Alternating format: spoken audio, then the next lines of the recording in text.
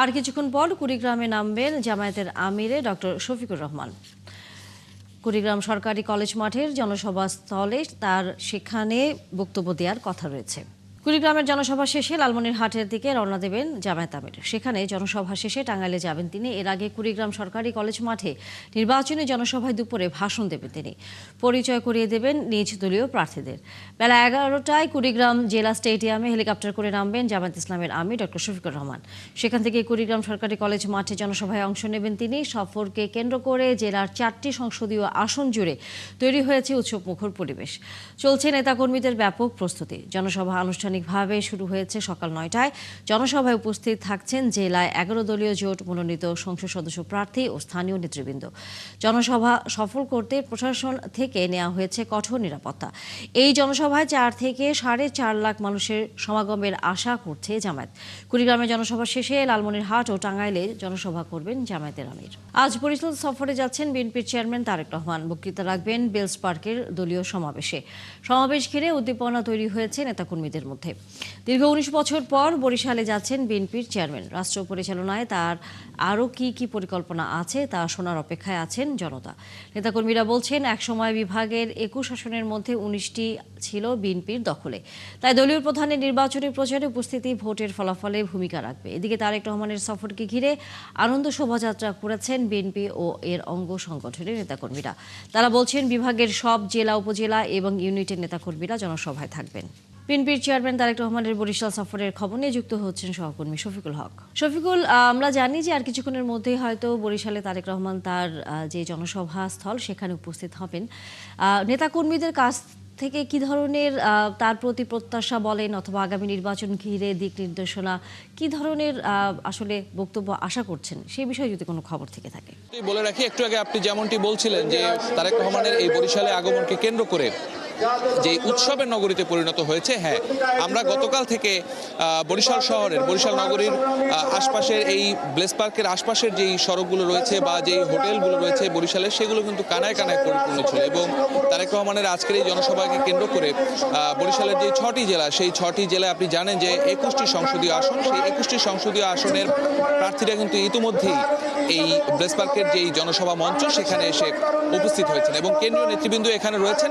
এখন শুধু অপেক্ষা তারেক রহমান কখন এসে বরিশালের মাটিতে পা রাখবেন। এবং আমরা যতদূর খবর পেয়েছি 11টার দিকে তার রওনা করার কথা ছিল। হয়তো তিনি অল্প কিছুক্ষণের মধ্যেই হেলিকপ্টার যোগে তিনি বরিশালের উদ্দেশ্যে রওনা করবেন এবং আজকের এই ব্লেস পার্কের যে জনসভাটি, নির্বাচনী জনসংযোগ, সেখানে বেলা 12টা নাগাদ এখানে তার উপস্থিত থাকার কথা রয়েছে, এমনটি আমাদেরকে জানানো হয়েছে।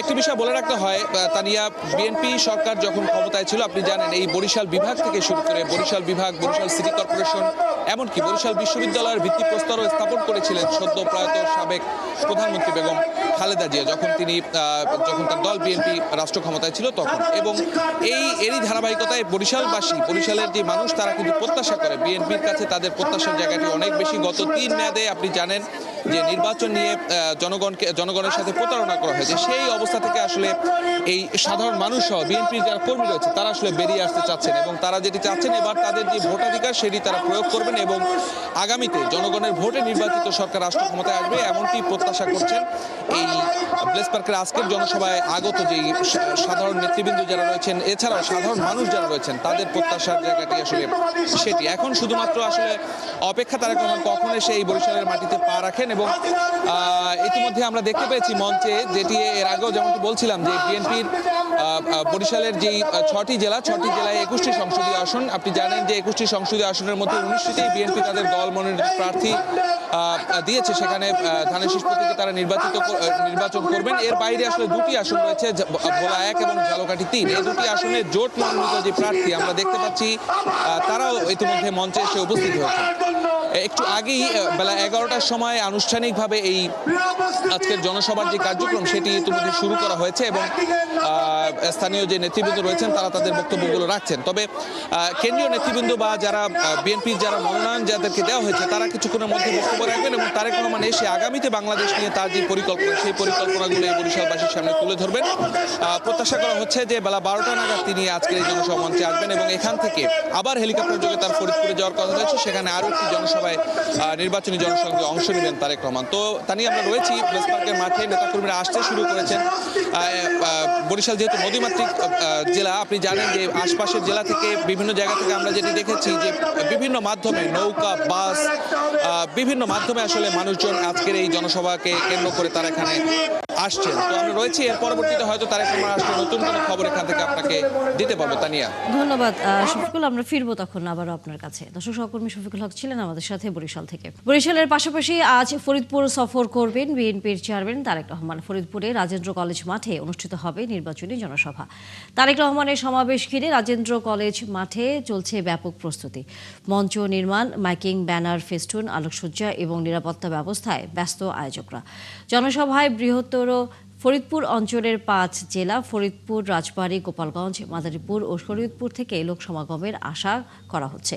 তারেক রহমানের সফর ঘিরে নেতাকর্মীদের মধ্যে ব্যাপক উচ্ছ্বাস ও উদ্দীপনা দেখা যাচ্ছে। তারা মনে করছেন এই সমাবেশে বদলে দেবে ফরিদপুরের ভোটের অঙ্ক। এদিকে এই সফরকে ঘিরে কড়া নিরাপত্তা ব্যবস্থা নেওয়া হয়েছে। সবাই আশা করে আছে, সাধারণ জনগণ দল মত ধর্মবর্ণ নির্বিশেষে সকলেই আশা করে আছে যে উনি নতুন বার্তা দিবেন, নতুন বাংলাদেশের বার্তা দিবেন। এই ফরিদপুরের অঞ্চলে, বৃহত্তর ফরিদপুরে প্রত্যেকটি জেলায় উন্নয়নের ছোঁয়া কিভাবে লাগবে, বিএনপি যখন সরকারে আসবে ইনশাআল্লাহ সেই বার্তাটা উনি দিবেন বলে সবাই আশা করছে। ফরিদপুরের রাজেন্দ্র কলেজ মাঠে নির্বাচনী জনসভায় বক্তব্য দেবেন বিএনপি চেয়ারম্যান তারেক রহমান। সেখানে আছেন সহকর্মী ফরহাদ ইবনে মালিক। আমরা যুক্ত হচ্ছি তার সাথে। ফরহাদ, আমরা জানি যে বরিশালে আর কিছুক্ষণের মধ্যে তারেক রহমান তার যে নির্ধারিত জনসভা সেখানে বক্তব্য দিবেন। এরপর তার ফরিদপুরে আসবার কথা রয়েছে। আনুমানিক সেই হিসেব করে কটা নাগাদ আসলে ফরিদপুরে তিনি এসে পৌঁছাতে পারেন এবং একই সাথে সেখানে যে নেতাকর্মীরা এরই মধ্যে উপস্থিত হয়েছেন তাদের কাছ থেকে কি ধরনের প্রতিক্রিয়া পাচ্ছেন তারেক রহমানের এই আশা উপলক্ষে?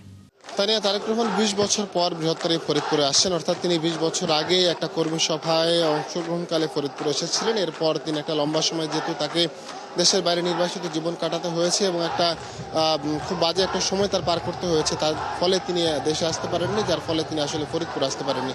এই 20 বছর পর যে তার আসা, 20 বছর পর যে বৃহত্তর ফরিদপুরে আসা, এই উপলক্ষে কিন্তু বৃহত্তর ফরিদপুরে যে 5টি জেলা রয়েছে সেই 5টি জেলার মানুষ কিন্তু খুব উৎফুল্ল, খুব আনন্দিত। এই যে রাজেন্দ্র কলেজের যে মাঠটা রয়েছে, বড় মাঠ, বিশাল মাঠ, এই মাঠটা কিন্তু অল্প সময়ের মধ্যেই কানায় পরিপূর্ণ হয়ে যাবে। অর্থাৎ কারণ তিনি বিএনপি চেয়ারম্যান তারেক রহমান আসছেন। এখানে 15টি আসন রয়েছে, মোট 15টি আসনে 15 জন প্রার্থী রয়েছেন, বিএনপি মনোনীত প্রার্থী।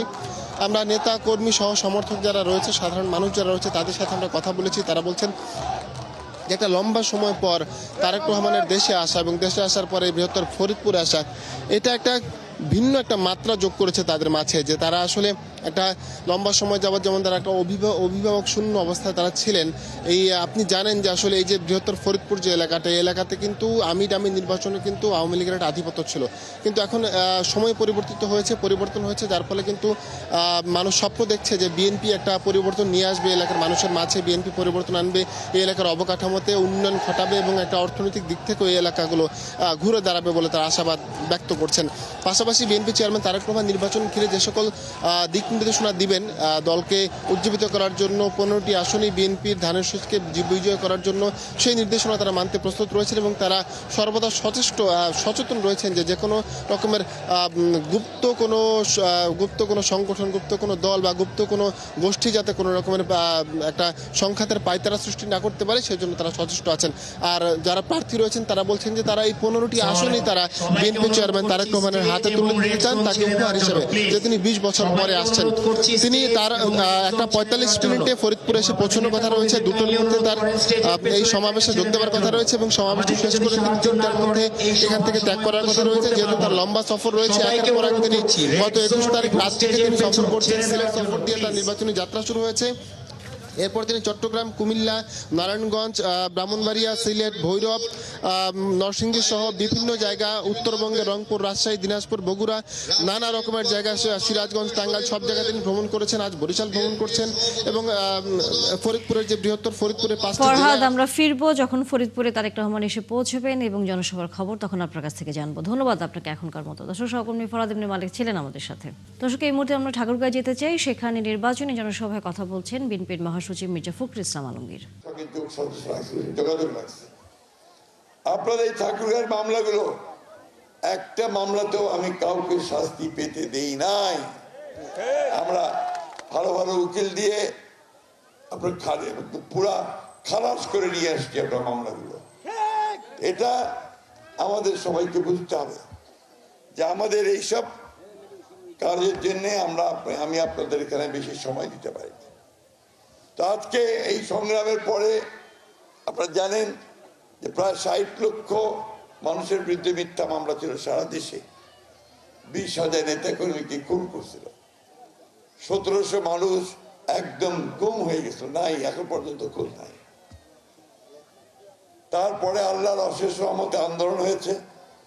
সেই আন্দোলনের শেষ সময় জুলাইয়ের এই মাসে এবং আগস্টের 5 মাসে আওয়ামী লীগের হাসিনা পালাই যেতে বাধ্য হয়েছে ভারতে, তাই না? এখন ওই আন্দোলনের পরে নতুন যে সরকার আসছে,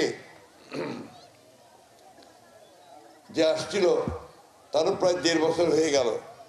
তাদের একটা ওয়াদা ছিল যে তারা একটা সুষ্ঠু অবাধ নিরপেক্ষ নির্বাচন করে নির্বাচিত সরকারের হাতে ক্ষমতা তুলে দিয়ে তারা চলে যাবে। আজকে সেই নির্বাচন আগামী 12 তারিখে। কি বার হচ্ছে এটা? 12ই ফেব্রুয়ারি। কিন্তু বারটা কি? বৃহস্পতিবার। আর মাত্র 7টা দিন। আমি বলছি আজকে 3 তারিখ না, 4 তারিখ। 5, 6, 7, 8, 9, 10, 11, 12, ঠিক 7 দিন পরে আপনারা অনেক দিন পরে একটা সুষ্ঠু ভোট দিতে পারবেন, তাই না? এবং যাকে খুশি তাকে দিতে পারবেন। এটাই তো ভোট। আর গত 15 বছর কি হয়েছে? যে ভোট দিবা, আমাদের ভোট, আমাদের ভোটগুলো ওরাই দিয়ে দিছে, অথবা রাত্রিবেলা ভোট নিয়ে চলে গেছে, হিসাব করে বলে দিছে, তাই না? ওই ভোট এবার হবে না, এবার ভালো ভোট হবে ইনশাল্লাহ।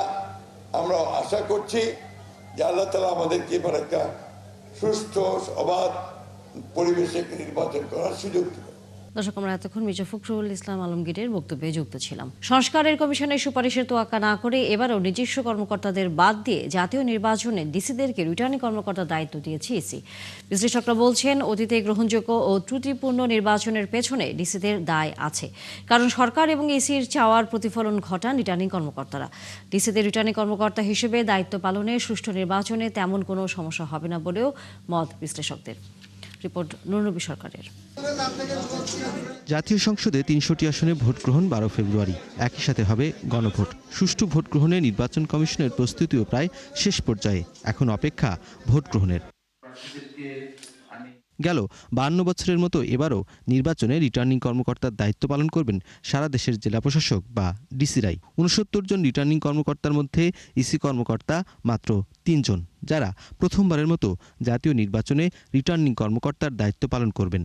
যদিও সকল স্থানীয় সরকার নির্বাচনে এই দায়িত্ব পালন করেন কমিশনের নিজস্ব কর্মকর্তারাই। ইসি কর্মকর্তাদের জাতীয় নির্বাচনেও রিটার্নিং কর্মকর্তার দায়িত্ব দিতে সংস্কার কমিশন সুপারিশ করলেও এবারও তা উপেক্ষিত। নির্বাচন কমিশনের যেহেতু সক্ষমতা আছে, এমন না শতভাগ, তো যতটুকু সক্ষমতা আছে সেই অনুযায়ী রিটার্নিং অফিসার দায়িত্ব দেওয়াটা নির্বাচন কমিশনের কর্মীদের উপরই অর্পণ করা উচিত ছিল। আমলাতন্ত্র বাংলাদেশের সব রাষ্ট্রীয় সিদ্ধান্তে আমলাতন্ত্রের প্রভাব হচ্ছে সবচেয়ে বেশি। তারা চেয়েছে কর্তৃত্ব তাদের হাতে থাকবে। দ্বিতীয় হচ্ছে নির্বাচন কমিশন নিজেও কিন্তু বাস্তবে আমলাতন্ত্রের নেতৃত্বে। একজন নন ক্যাডার অফিসারের কথা কি একটা ক্যাডার অফিসার প্রশাসনের শুনবে কিনা বা অন্যান্য ক্যাডারের লোক শুনবে কিনা, এই যে ক্যাডার নন ক্যাডারের এই দ্বন্দ্বের কারণেই হয়তো নির্বাচন কমিশন মনে করে যে জাতীয় নির্বাচনে এনাদেরকে দায়িত্ব দিলে এনারা সমন্বয় করতে পারবেন না। সমন্বয় করার জন্য ওনাদের যোগ্যতার কোনো ঘাটতি আছে এটা বলার কোনো সুযোগ নাই, কারণ ওনারা তো এর চেয়ে বড় বড় নির্বাচন হবে। ওই অর্থে আমি বলছি বড় নির্বাচন যে ব্যক্তির দিক থেকে বা প্রশাসনিক ক্যাডার, তারাও এই সুযোগটা বা এই নিয়ন্ত্রণটা ছাড়তে চান না।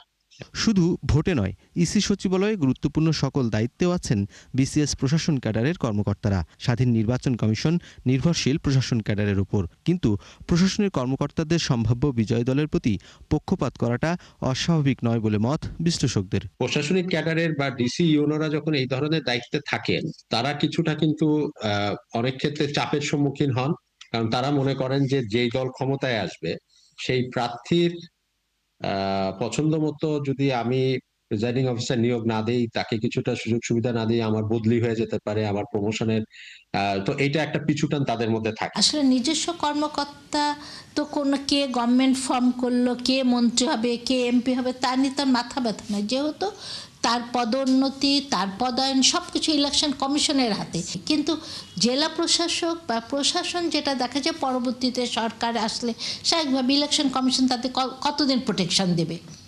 এ অবস্থায় নির্বাচন কমিশন বলছে ভবিষ্যতে তাদের নিজস্ব কর্মকর্তাদের দিয়ে জাতীয় নির্বাচনের দায়িত্ব দেওয়ার উদ্যোগ নিচ্ছেন তারা।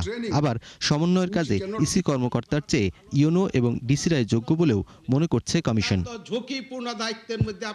নুরুল সরকার, ৭১, ঢাকা। বরগুনায় প্রকাশ্যে ঘুষ নেওয়ার অভিযোগ উঠেছে বামনা উপজেলা নির্বাচন কর্মকর্তার বিরুদ্ধে। ঘুষ নেয়ার ওই ছবি এসেছে একাত্তর টেলিভিশনের প্রতিনিধির কাছে। যদিও অভিযোগ অস্বীকার করেছেন অভিযুক্ত নির্বাচন কর্মকর্তা মাইনুল হাসান। এ নিয়ে জেলা নির্বাচন কর্মকর্তা জানিয়েছেন এসব অভিযোগের প্রমাণ পেলে তিনি ব্যবস্থা নেবেন। সাগর আকন্দের তথ্য ছবিতে প্রতিবেদন। এক প্রতিবন্ধী প্রবীণ দম্পতি জাতীয় পরিচয়পত্র সংশোধনের জন্য গত বছরের ৯ ডিসেম্বর গিয়েছিলেন বামনা উপজেলা নির্বাচন অফিসে। সিসিটিভি ফুটেজে দেখা যায় তাদের কাছ থেকে ঘুষ নিচ্ছেন বামনা উপজেলা নির্বাচন কমিশনের ভারপ্রাপ্ত নির্বাচন অফিসার মাইনুল হাসান। ছবি দিয়ে এমন অভিযোগ ওঠার পর শুরু হয় অনুসন্ধান। বেরিয়ে আসে জাতীয় পরিচয়পত্র সংশোধন হোক বা ভেরিফিকেশন, যে কোনো সেবা পেতে হলে উপজেলার বাসিন্দাদের দিতে হয় ঘুষ। ঘুষ বাণিজ্যের একাধিক ভিডিও আসে একাত্তরের কাছে। পরে ভিডিওর সত্যতা যাচাই করতে পরিচয় গোপন রেখে কিছু নকল কাগজপত্র নিয়ে জাতীয় পরিচয়পত্র সংশোধনের জন্য গেলে প্রতিবেদকের কাছে 10,000 টাকা দাবি করেন।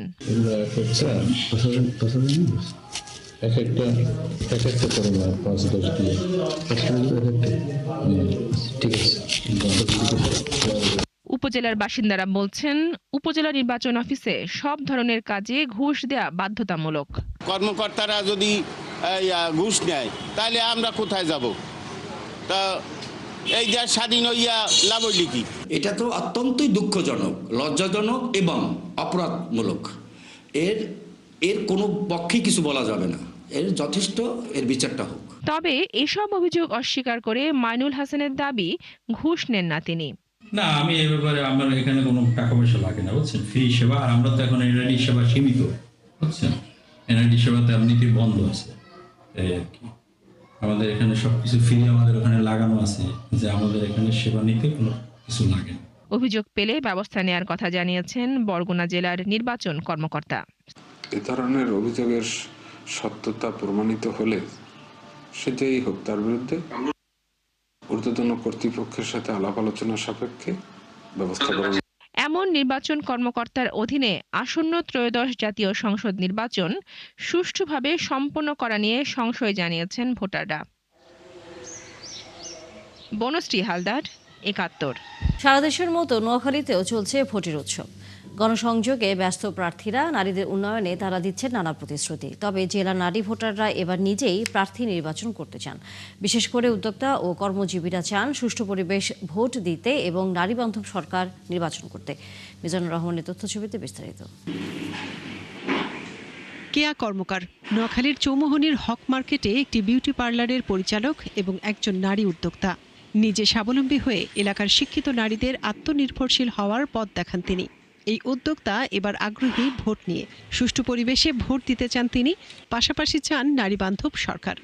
দিন দিন যে পরিমাণে জিনিসপত্রের দাম বাড়তেছে, ওই ক্ষেত্রে আমাদের প্রোডাক্টগুলো যেভাবে বাড়তেছে, তো আমরা এইভাবে যদি বাড়তে থাকে তাহলে তো আমরা ব্যবসা করে আগায় যেতে পারবো না।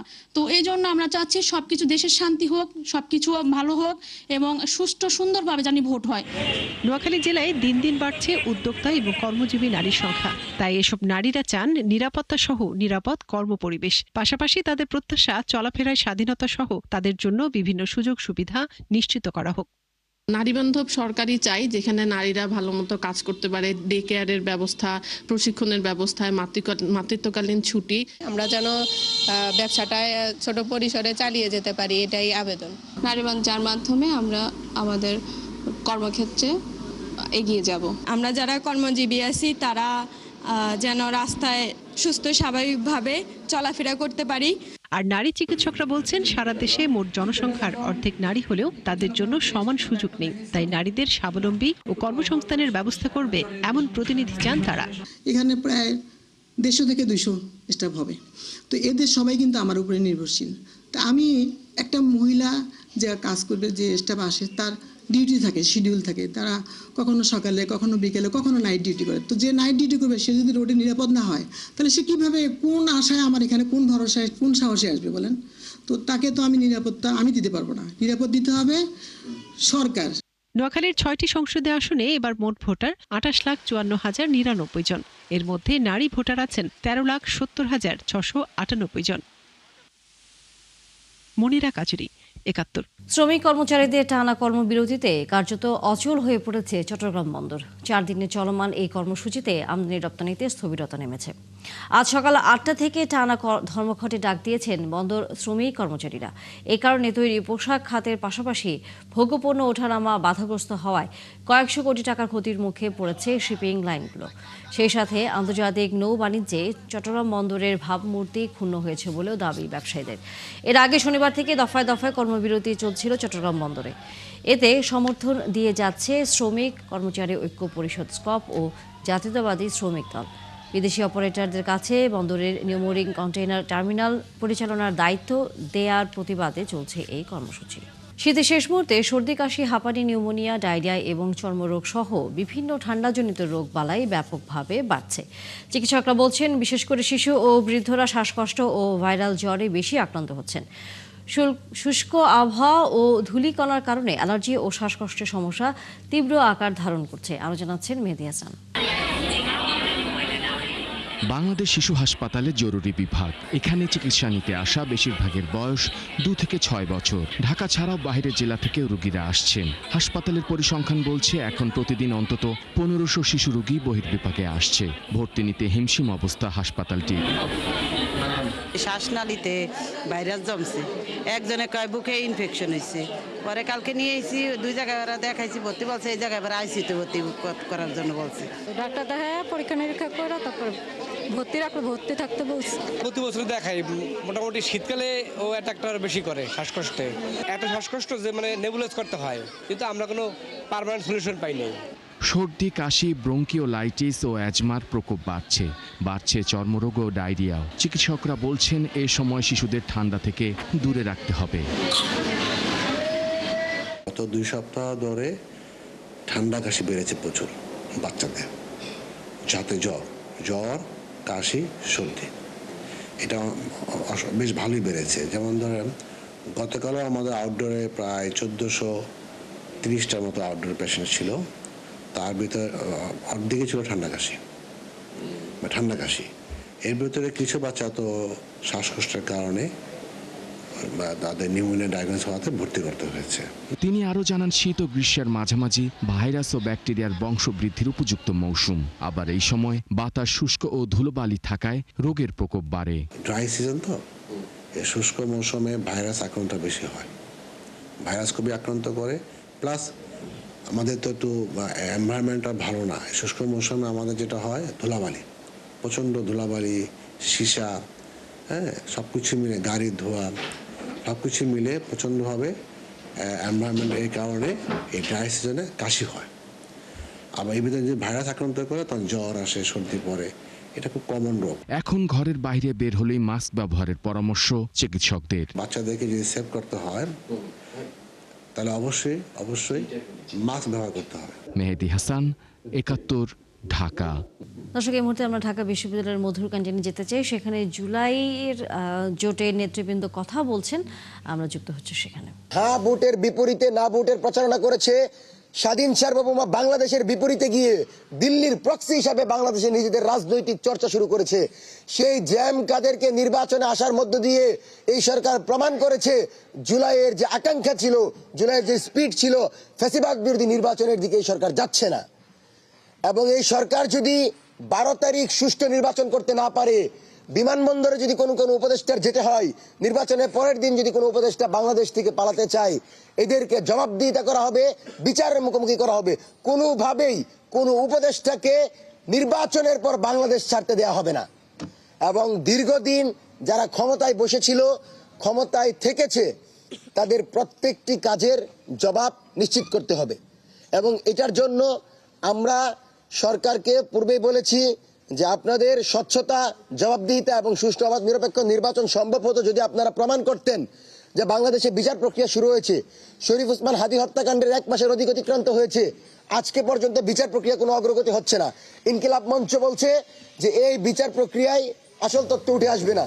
তার মানে চলছে সংবাদ সংযোগ। সরাসরি সংবাদ অনুষ্ঠান দেখতে চোখ রাখুন ৭১-এর ফেসবুক পেজে এবং সাবস্ক্রাইব করুন ৭১-এর ইউটিউব চ্যানেল। থাকুন ৭১-এর সাথে।